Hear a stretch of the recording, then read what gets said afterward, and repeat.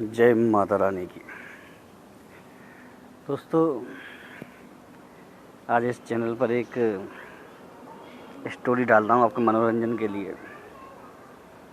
और एक बात और मैं बताना चाहूँगा कि मैं कभी भी इन चीज़ों को डाल करके लोगों को डराना या वैसा नहीं करना चाहता, नहीं कोई ऐसी चीज़ें फैलाना चाहता हूँ अंधविश्वास वगैरह। तो आपके मनोरंजन के लिए भी होती कई बार, क्योंकि जिसको मालूम विश्वास करना है वो अपने आप विश्वास कर लेगा, जिसको नहीं करना उसकी मुझे कोई टेंशन नहीं। दोनों की मनोरंजन इसलिए कि आप लोगों को भी आनंद आता है। आप बहुत लोग मतलब मुझको स्टोरी डालते रहते रोज़। समझ लीजिए आप कि गुरुजी हमारे साथ ये हुआ था, तो समझ लीजिए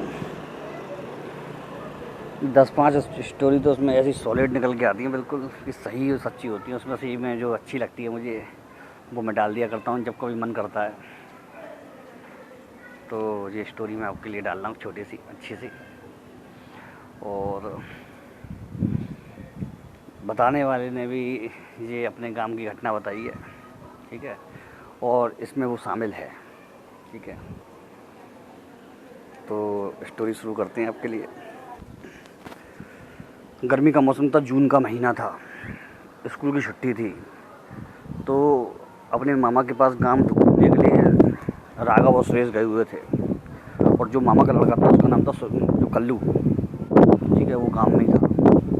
गांव थोड़ा ज़्यादा आउटर में था, सिटी से ज़रा कटा हुआ, ठीक है, कम से कम 60-65 किलोमीटर बताया था उन्होंने।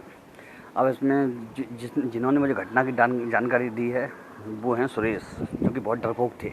खुद बताते हैं अपने मुँह से, उन्होंने बताया कि मैं बहुत डरपोक था और शहर में रहने की वजह से इन चीज़ों पे विश्वास भी नहीं था मुझको और राघव दोनों को ही, उन्होंने बताया। तो राघव को सुरेश को इन चीज़ों पे मतलब ऐसी घोस्ट वगैरह या ऐसी चीज़ घटनाओं पे कोई विश्वास नहीं था। तो वो दोनों हाई फाई मतलब माहौल में रहे शहर के, तो ये चीज़ें कहाँ फिर, ठीक है। तो और वो जो कल्लू था वो वहीं गांव में पला बड़ा हुआ था और इनकी उम्र कोई 15, 16, 17 के आसपास ही रही होगी सबकी, समथिंग। तो क्या होता है मित्रों कि जो कल्लू था उसका मतलब रात में घूमने का एक वो था शेड्यूल, खाना खाने के बाद थोड़ा सा गांव के आसपास चक्कर लगाने का, गांव में घूमने का। तो जो कल्लू का ये शेड्यूल था। और जो राघव सुरेश थे वो दोनों थे ना, वो तो शहर में हाई फाई रहने के बाद रात तक देर तक जगना, मोबाइल चलाने वाला शौक था उनका। तो यहाँ पर उनका मन नहीं लग रहा था थोड़े दिन में, क्योंकि मामा के यहाँ वो 5-7 साल बाद आए थे। तो अब माहौल बदल गया था, वो बड़े हो गए थे, पहले छोटे थे तब मन लग जाता था। तो वो कह रहे थे अरे यार कल्लू बाहर लेकर चल, कहीं न काम से बाहर चलो घूम के आते हैं। तो कल्लू बोला नहीं भाई, इस समय बाहर निकलना तो खतरे से खाली नहीं है भाई। यहाँ पे मना करते हैं सब काम वाले रात को बाहर निकलने से, गांव की सीमा पार करने के लिए। दोनों सुरेश और राघव दोनों हंसने लगे, कैसा डरपोक है यार तू इन चीज़ों को मानता है, भूत प्रेत वगैरह। उसने कि नहीं मानता, तो इतना तो नहीं मानता, लेकिन जो देखा है उस पर तो विश्वास करना ही पड़ेगा, ठीक है। तो क्या होता है मित्रों कि वो कल्लू को ज़बरदस्ती मना के ज़बरदस्ती राज़ी कर लेते हैं बाहर जाने के लिए घूम के काम में। उन्होंने कहा कि हम चलो घूम के तो आते हैं तेरे खेतों की तरफ। और खेत थे मित्रों करीब आधा-पौन किलोमीटर दूर गांव से, मतलब बिल्कुल आउट जाके गांव से। और वहाँ पर कोई रहता भी नहीं था, मगर दूर तक खेत थे, केवल खेत। और आते भी थे तो वो रात में पानी वानी लगाने के लिए गाँव वाले कभी कभार निकल जाते थे, वो भी टाइम से वापस घर में आ जाते थे। रात को कोई भी ज़्यादा देर रहता नहीं था, क्योंकि वहाँ गांव में कुछ घटनाएं ऐसी हो चुकी थी या सुनी जाती थी, तो वो डरते थे। क्योंकि वहाँ कल्लू के मामा भी उनको बताते रहते थे आपस में स्टोरी कि यहाँ गांव में एक काला आदमी रहता है, गांव के बाहर डोलता रहता है रात को। वो चाहे जिसको उठा कर ले जाता है या मार देता है। तो राघव सर उसको बड़ी इंटरेस्टिंग स्टोरी लगती थी ये, तो उन्होंने कहा चलो आज देख के आते हैं कौन है काला आदमी। वैसे ही सब लोगों को उल्लू बनाते हैं, गाँव वाले डराते रहते हैं। तो मित्रों वो उस दिन वो कल्लू को मना करके ले गए और रात के 8, साढ़े 8 बज रहे थे। दिन के शहर के हिसाब से तो ये का टाइम कुछ भी नहीं है, एकदम घूमने का टाइम है। बाज़ार में घूम करके आने का टाइम है, ठीक है। 10-10, 11-11, 12-12 बजे तक, 2-2 बजे तक मैं खुद घुमाऊँ कई शहरों में रात को, ठीक है, जागा हूँ मैं। तो मुझे मालूम है कि शहर के जो हाई फाई वो एटमॉस्फेयर होता है ना, तो वो गांव के एटमॉस्फेयर वातावरण के मुकाबले काफ़ी वैसा होता है, सॉफ्ट होता है शहर का एटमॉस्फेयर। और जो वहाँ का जो वो वातावरण होता है गांव का, वो हार्ड होता है, ठीक है। बाकी सब चीज़ शुद्ध होती है वहाँ पे, हवा शुद्ध, पानी शुद्ध। तो निकल जाता है भाई, तीनों लोग मित्र निकल जाते हैं, मामा का लड़का कल्लू और वो दोनों सुरेश राघव। तो क्या होता है मित्रों कि चलते चलते चलते चलते वो उनके खेतों में पहुंच जाते हैं, जहाँ उनका खेत थे कल्लू के। देखते हैं, घूमते फिरते हैं खेतों में, रात में उनको कुछ दिखाई देता नहीं, हल्की हल्की चंद्रमा की रोशनी आ रही थी। तृतीया का चंद्रमा था, यानी पतला सा दिख रहा था। तो अब क्या होता है कि जो जो मतलब जो सुरेश था वो जो डरपोक टाइप का था, काफ़ी डरपोक टाइप का था। बोले नहीं चलते हैं यार, कुछ तो है नहीं, जंगल में जानवर नहीं आ जाए। उसने अपने भय को वो करते हुए कहा। तो कल्लू बोला जानवर तो कोई भी नहीं है, बस खतरा है। तो उसी से बस इतना बोल करके चुप हो गया।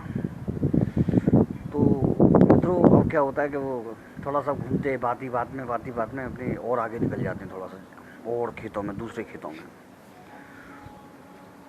तो अचानक उसमें ऐसे राघव चिल्लाता है कि देखो वो क्या है। दूर जो पेड़ों की एक कतार थी खड़ी हुई, ऊंचे ऊंचे पेड़ों की कतार। तो वहाँ तो वो देखते क्या है कि पेड़ों जैसा कोई लंबा सा आदमी 8-9 फुट का, और उसका काला सा छाया साया अंधेरे में दिख रहा है, उसकी आंखें चमक रही हैं मध्यम मध्यम चांदनी में। वो चीज़ उनको डरा रही थी। वातावरण में अचानक एक भयानकपन उत्पन्न हो गया, क्योंकि जब आदमी के मन पे ऐसी चीज़ें हावी हो जाती हैं तो उसके दिमाग को कैप्चर कर लेती हैं नेगेटिव चीज़ें। कल्लू तुरंत सतर्क हो गया और बोला चलो चलो यहाँ से निकलो।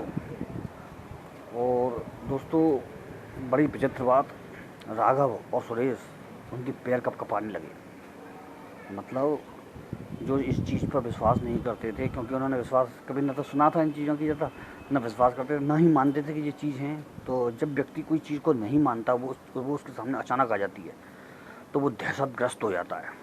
लेकिन कल्लू ने इनके बारे में बहुत सुन रखा था और बहुत अनुभव थे लोगों की, तो वो डरा नहीं बिल्कुल भी, क्योंकि उसको मालूम था जो डर गया सो मर गया। तो डरा नहीं वो बिल्कुल। उसने दोनों का हाथ पकड़ के खींचने की कोशिश की, लेकिन जिन्हें क्या हुआ मित्रों कि उन दोनों के पैर जम गए थे कपकपाते हुए, हाथ पैर कपकपाने लगे, लेकिन वहाँ से हिल नहीं पा रहे थे वो। कल्लू ने उनको बहुत खींचने की कोशिश की, लेकिन कल्लू नहीं जमा था, यानी क्या बात थी। तो क्योंकि वो शायद डरा नहीं था इसलिए। तो सुरेश बताता है कि पूरा मन की, पूरी शरीर की जान लगा दी भगने के लिए, लेकिन वहाँ से हम हिल नहीं पाए उस जगह से बिल्कुल। अब उन्होंने अपनी आंखों से, फटी फटी आंखों से देखा कि वो काला साया धीरे धीरे हल्के हल्के कदम से, लेकिन लंबे लंबे डग भरता हुआ उनकी तरफ आ रहा है। आप उस चीज़ की कल्पना कर सकते हो, एक घना जंगल समझ लीजिए, अंधेरा सा, कोई लाइट नहीं है दूर दूर तक, केवल गांव के 2-4 बल्ब दूर जल रहे हैं 1-1.25 किलोमीटर के आसपास, और उनकी आवाज़ भी नहीं पहुंच सकती वहाँ तक, और ऐसे जंगल में वो फंस गए और उन पे हिला नहीं जा रहा, और एक खतरनाक सा साया उनकी तरफ बढ़ता हुआ आ रहा है, धीरे धीरे एक एक कदम बढ़ता हुआ, ठप ठप ठप ठप। बुरी तरह से उनकी जान गले में अटक गई, हलक से आवाज़ निकलना बंद हो गया।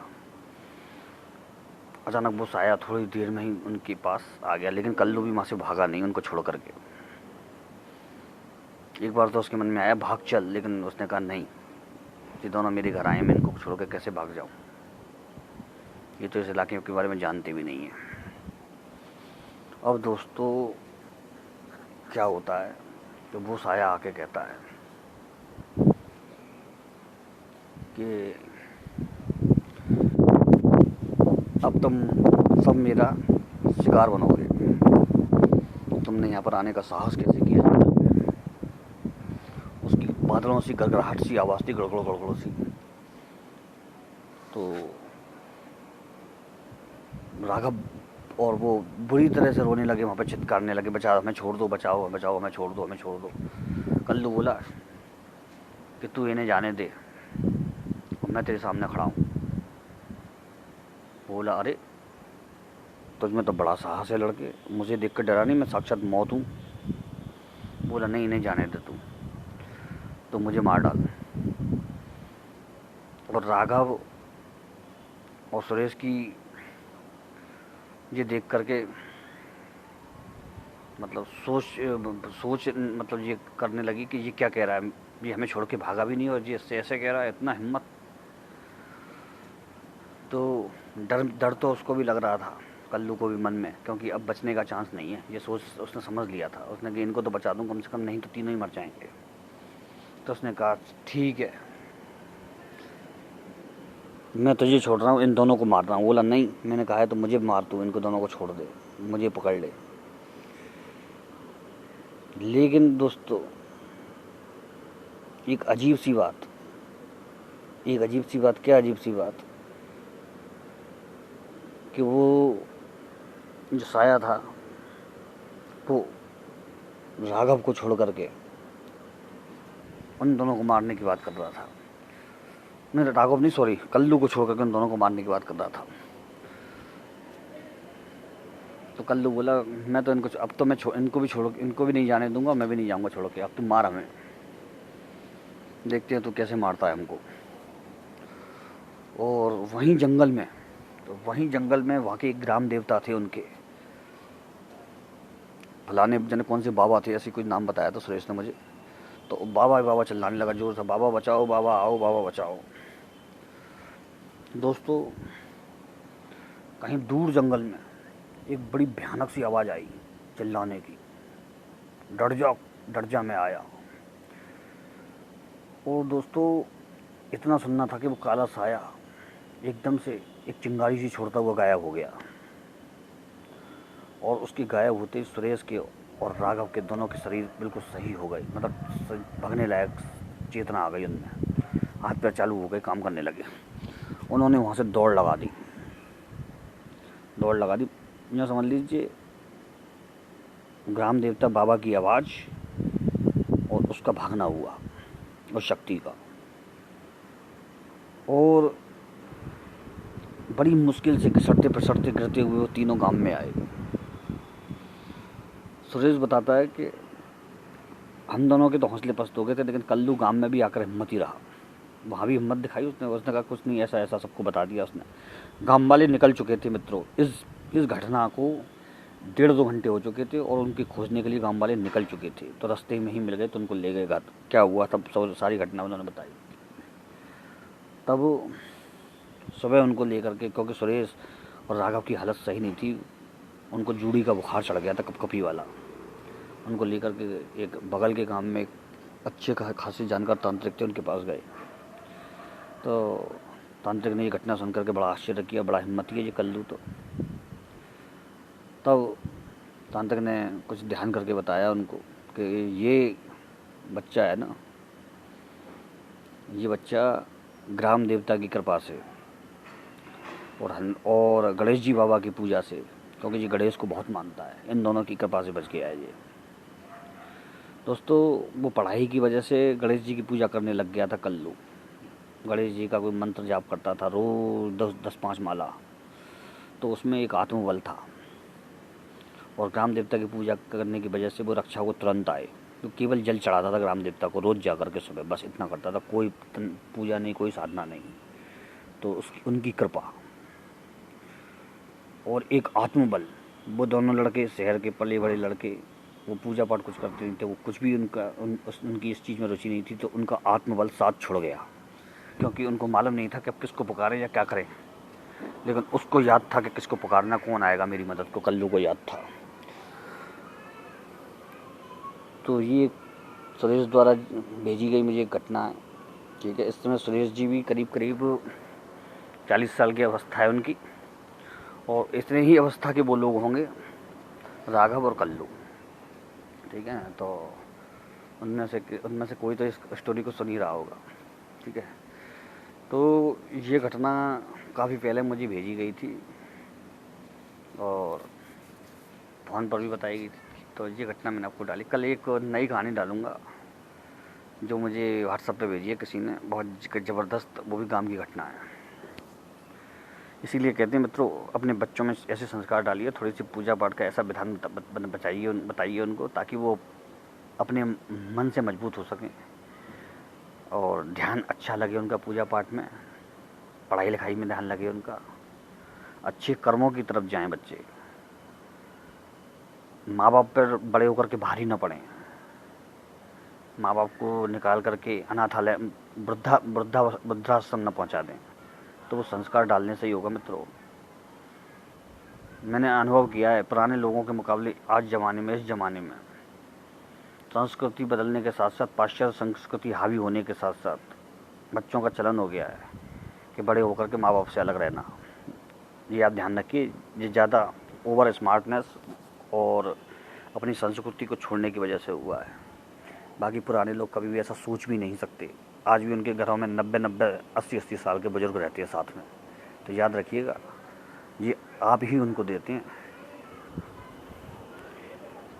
तो जय माता रानी, जय माँ भवानी।